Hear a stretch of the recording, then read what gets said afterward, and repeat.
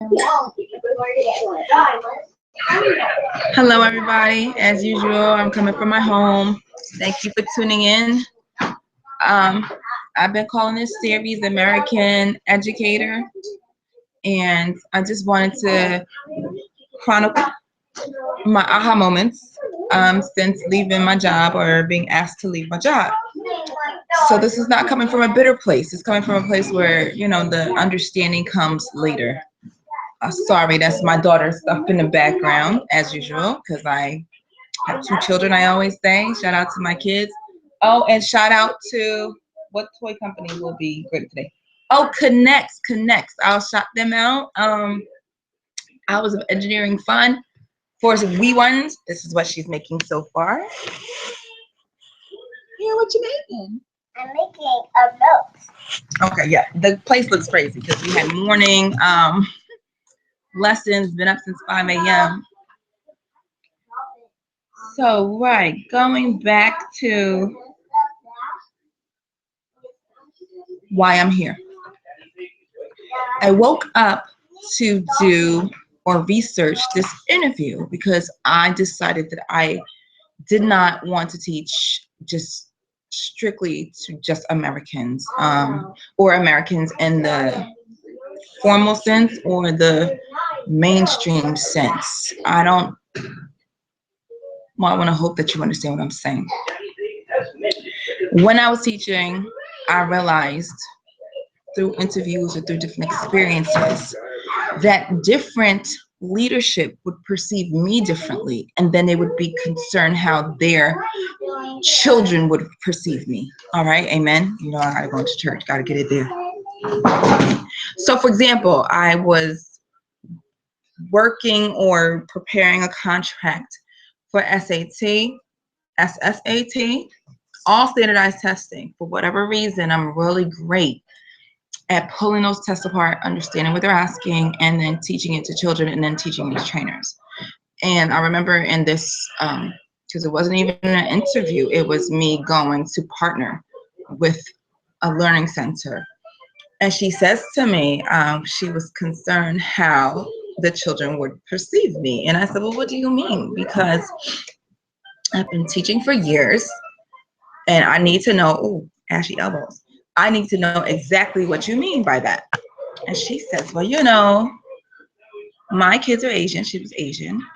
And they're very, very, I guess, particular about how they want to learn or what they think I can do. And I had to make the educator choice. Do I choose her? If she says yes, seeing that she already is showing me her prejudices. And then she's now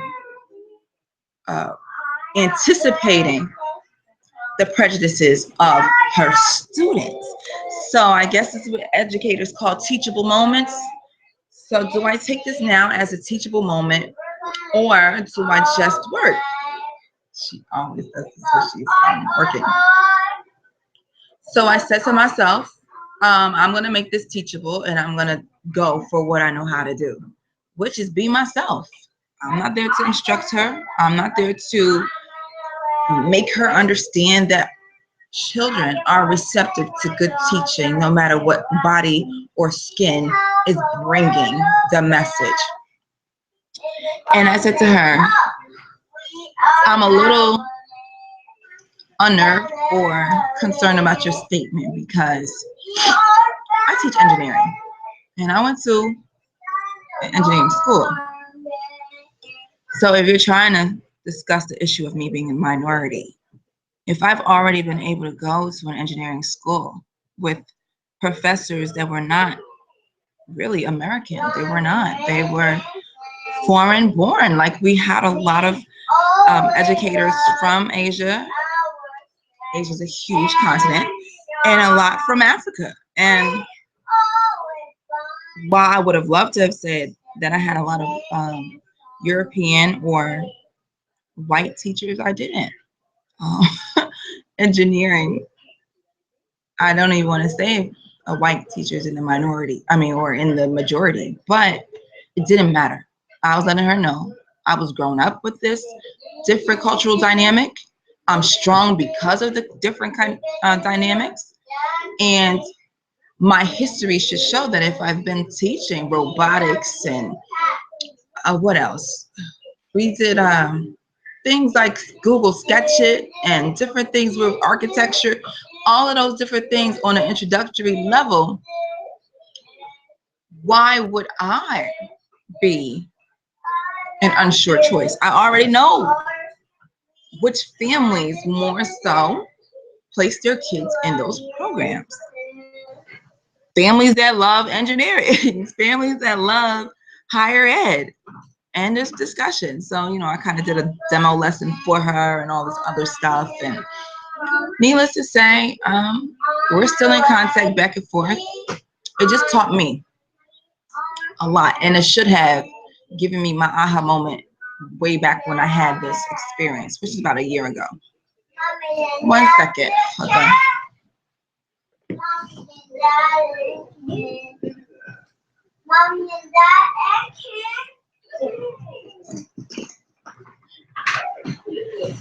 Right. So how I felt and how I feel, I still went in. I still kept going after different districts for different contracts, still going after different places.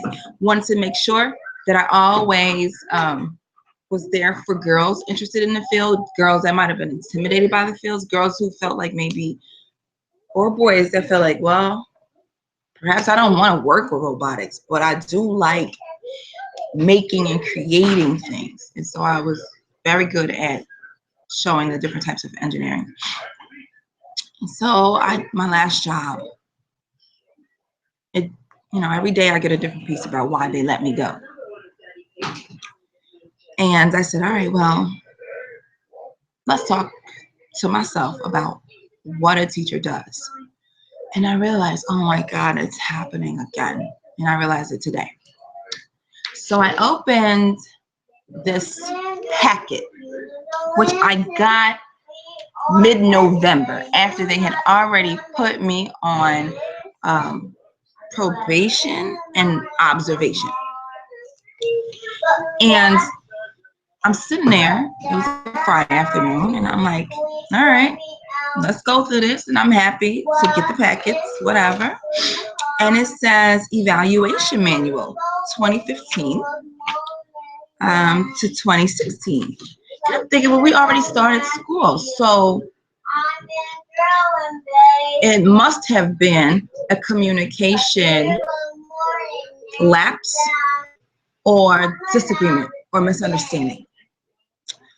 I would have thought that during training during the summer or prior to employment, you would know what the school is looking for. It would be so evident on the websites or on the training or within the training materials. Outside of telling me what pieces needed to go on the board, you would tell me what to do in case of an emergency. Like, what were your procedures? So getting this late November after I knew, I said, well, they're really gunning for me, and I know that they're going to fire me. And I had, my other areas to let me know that this was what was going to happen. I just got but why? Because I was told by someone that the school is saying that they have Swahili and this, that, and the third. And I said, oh, here we go. I was so upset because my lesson plans, they would get kicked back to me. Oh, you didn't do this. You're not differentiating that. And you don't, all this negativity. And then I was being told that I was negative. And I said, well, how am I negative when, and I'm saying it to myself, how am I negative when I come here with a happy spirit? I love educating people. I was even asked, how much do you love it? I love it so much I don't get sleep sometimes because I'm writing my own packets, not to big me up, but because I wanted to put it along with my lesson plan, right? So, sneezy. Excuse me. So I would get, for example, my lesson plans would be about this thick, while other people just got to turn in And I have an example here.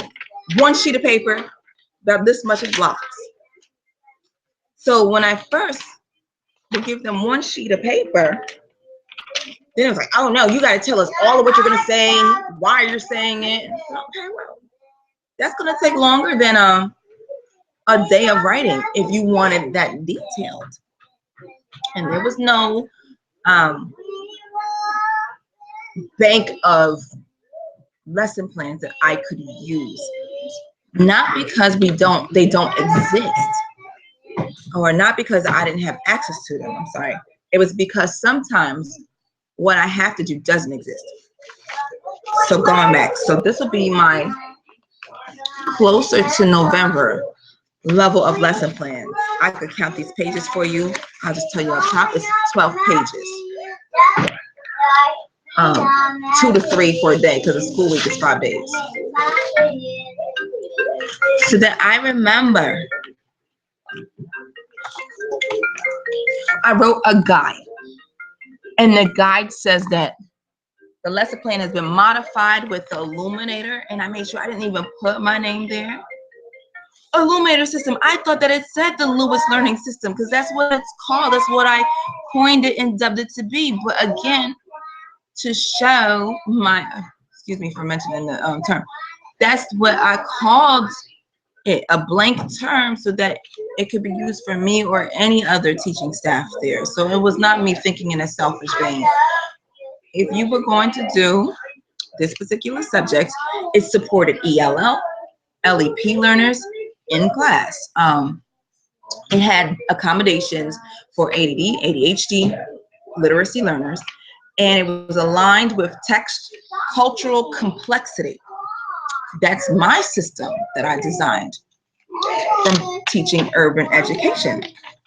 So the parent lets me know, like, they're saying there's Swahili and there's Asians in the school. And I'm thinking exactly, because that's what I submitted to them in my own research, in my own insight and forethought, that I cannot teach this class in just one style. While differentiation deals with, I guess, learning levels, it does not often deal with cultural levels or differences. So I went back and I redid, all right, this is how the different cultures, no stereotyping whatsoever. For example, in my culture, the Y-O-N sounds are very tough, harsh, I guess. And again, harsh would deal on what you think about culture. Like different long sounds, like a schwa sound. That being because of the culture, or because of the ethnicity, or because of the main language. Certain things were difficult for me to pick up. So, knowing that for myself, I designed a system to catch those differences. Like, oh, no, I know what culture she is. Okay. And I made it so that an urban educator could just go straight to my little chart and say, well, the Lewis Learning Principle or Lewis Learning System says it's not absolute, but be on guard, because within this particular grouping, they have a hard time interpreting the story's climax, because things that are often, I guess, I want to say often fantasy to us or readers, American readers, they call it stupid. And who's a they? We could talk about that on another video. I won't give away all my trade secrets. But that guide would say, okay, so take your time when you hit the concept of the superhero. Because if it's too phantasmagorical, you might get a pushback or shutdown. Beware of the signs of a shutdown per culture. It's not just putting your head on a desk. It's not just this, anyway, not going into the Lewis Learning Principle system. I have one. So to hear this person let me know, unknowingly, they were dropping me wisdom. Hey, they're using this And they're saying this, which might not be true, but it's gaining that school funding. And I was like, oh my God, I've been doing things and doing them on a smaller scale because I haven't been chasing money. I haven't been knocking on doors and saying, you know, do it my way. And I bet you if you bring me all of this and give me $1 million, I bet you I'll show you how school works. I wasn't going that way. And this person keeps sending me text messages and videos of this school and how wonderful this school is, and they're using music and they're dancing. Every time I turn around, I keep saying, look, dance in the classroom is wonderful. A lot of things in the classroom is wonderful. But why is it that, and this is where I need the help from you guys, why is it that I want to turn around an area, I want to turn around a poverty area, if the teacher can dance and sing and the kids are dancing and singing along, then now we have the culture of excellence because they're all doing it. And now they're learning public speaking, and now they're speaking out. And I'm not even, again, jeering at it. I just want to know why. I want to know why that is considered setting the standard of excellence, because the Black kids and the 5 or 6 white kids, because that's how they do it, 5 or 6 white children that are within that group that are dancing and singing too, is showing that, oh, we have the key to urban education. We have all these evaluations and rubrics to show that this meets the criteria. And I said, it's hurtful. It's confusing sometimes because the language within it, because I'm a language specialist, is still so European centered. So then the expectation that you're looking for is still Eurocentric. There's nothing wrong with that. But we're America. Like colonialism and all that other stuff to the side. What is our standard of a great school? Not really, because what I'm saying is behavioral. Oh, well, the kids can transition from one thing to the next, and then that shows that they're learning. Is that what that shows? Or does that show that they've been socialized to follow the rules and not be disruptive, because the less disruptions, then now we're learning? I'm still confused by it all. So I had to make this live. If you have the answer, please put it at the bottom of that window there. Respond to the video. Let me know your thoughts, because if I didn't double back and be so confused about why they got rid of me as I was looking for, and I'm not confused, or I should say taken back and dismayed, looking at what they said. And I said, but you were not great administrators. You gave us these things late into the year. And then I said that I read that, you know, a teacher has to go through induction and mentoring and coaching. And that if we induct you, I had to look up the word induction, you know me. And that just means to like bring somebody into a new service. Really, I would want to say indoctrinated, not inducted. I don't think it's simply that. I think it's, if I can get you to acclimate and change what you see as forward and go into this realm where I think this is vigor. It doesn't matter what you think. I think this is vigor. And this is what vigor physically looks like.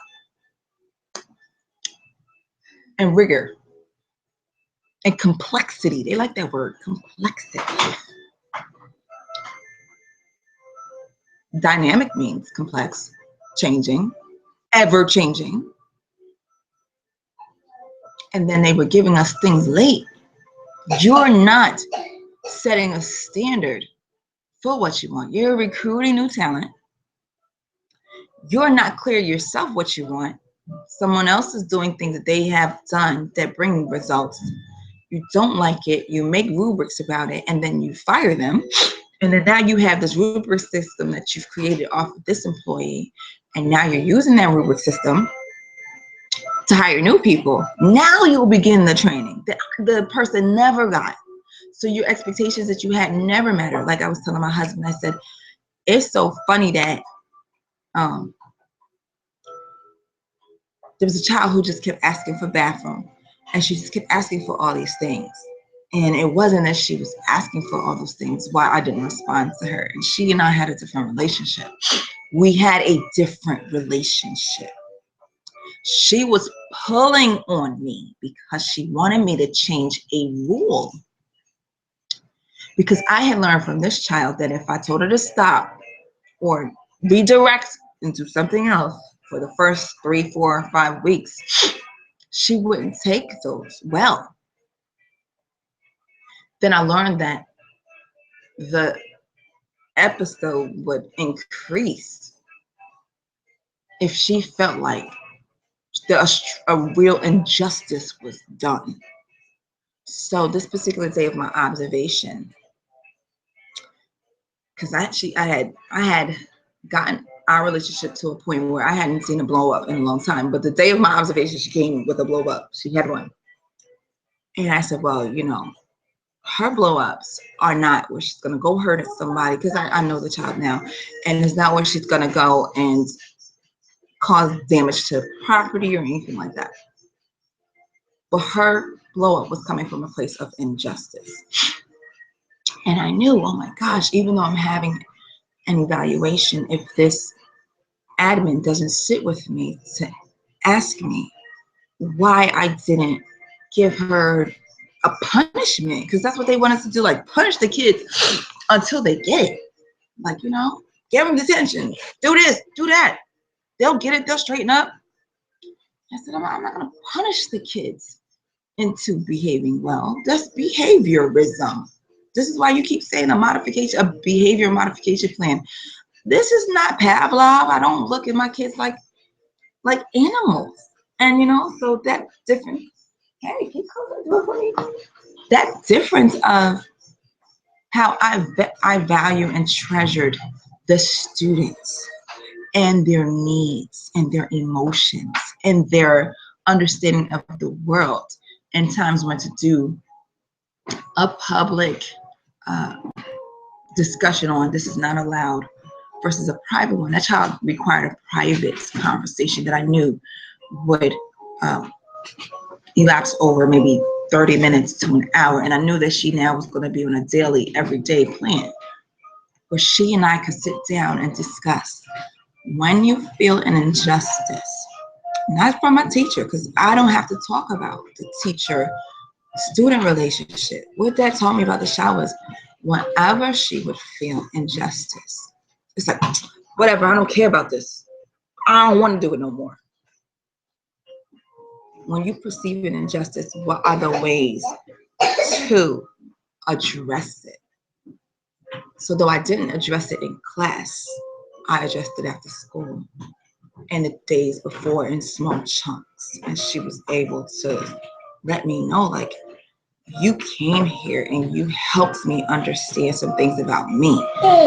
Because after you do that, then there's no lesson interruption. I don't know why you think if the classroom had no trash, this is not what it says right here, but it says something similar. No trash, wires hidden, and looks this way, then the kids will pay attention. And some of the stuff I said, even in what they wrote, I said, this isn't even possible. You don't even have the resources for that expectation. So what this is garbage. And what you want to do is make sure that the spacing looks really, really nice in case your investors and board members walk in. I get the dog and pony show that you are in yourself, because would try to talk about, and this was not me, just, and giving examples, that prior to that, some teachers would give it to the dog and pony show and tell the kids, okay, we're going to be observed today, so behave. My kid's little toy. And I said, I didn't tell my kids I was getting observed. Let it be organic. So I learned that I like teaching from an organic standpoint, and I love understanding my kids' social, emotional needs. And then I also like challenging the children of giving them projects that I know that they can conquer. So this is, hi to my viewers, this is just my tell-all series of what happens behind the scenes, because parents don't know.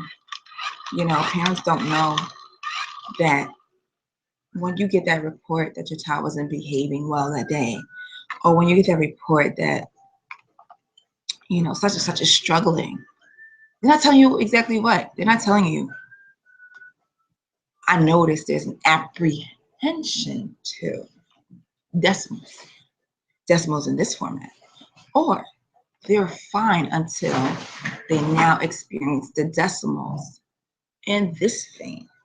That's the kind of educator I've always been, and I'm tired of, I'm not even seeking a job in education anymore, because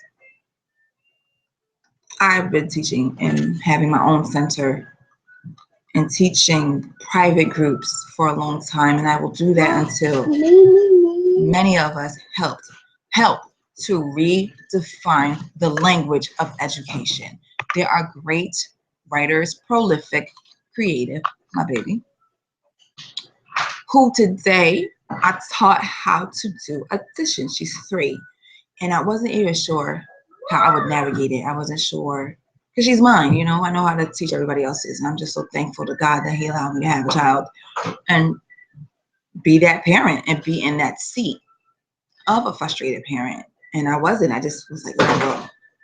As soon as there's signs of shut down, because I bit into the apple, I also drank the Kool-Aid in the sense of saying certain concepts are too high, and if you give it to them too young, they're just not gonna get it or wrap their brains around it. And that wasn't true today. I taught her addition, and I used, shout out to it wasn't Super Silly Kids. Oh my gosh, I gotta give you a product review. Anyway, do you know what website I was just doing for math? It was a YouTube video, and I didn't even know that they did mathematics. It wasn't Super Silly Songs. Forgive me, I'll find it. So we're just singing the addition song, but then I paused the thing, and we're counting the pencils of 2 + 2. Now how many pencils? So I was doing the modeling inside of Secrets, and I'm gonna do the modeling till she gets it. And so I'm like, okay, if it's too high, if it's too hard, she's gonna shut down and go play something else. So I just stayed with what I knew, and I did it. So by the time she got to like the 5th one or something, right, it was a little hat, and it was the hat plus another hat, and she was just like, 2. I was like, oh my gosh, because at first she was just counting it separately, like 1. So by this point, she was like, 2. Then another thing came up, and it was just an item in a blank box, and she was like, 1. Oh my God, she's adding. So I said that to say that because I'm stronger today. Pause for me. I'll catch you with music class, okay? No, I'll catch you with music class. So I said that to say, all of my personality, everything about me, I don't care anymore if it offends others, because I'm always coming from my heart. And if people get to know me long enough, and if they give me a chance long enough, you see growth from your children or from your staff that you've never seen before. And I have to be comfortable with that. And I will pick up another thesis. The doctoral status is in the making. It's in the making, because the data that I have, the years, I should say, of hands-on knowledge in the education programs and systems that were failing. And then the renaming and rebranding of the same failing stuff must stop. If we're going to do an American education system, then that's what we need to do. And it needs to be culturally diverse and have respect to the language of the population and the teachers that's within the model, and not some self-seeking, money-hungry admin or someone who's walking in such team that they like feeling the prestige of just saying I own a school. Calm down. We're gonna do this right. We have a nation in crisis, and anyone who is also on the same journey that I'm on that wants to link up and sign up, again, you can hit me and write me at worldhealth@gmail.com. You may also respond to my Twitter. I am Anna J, and I'm going to be sure it's on our screen so that you can see that when I go back and edit. But this is my live piece, and if there are any questions, please let me know.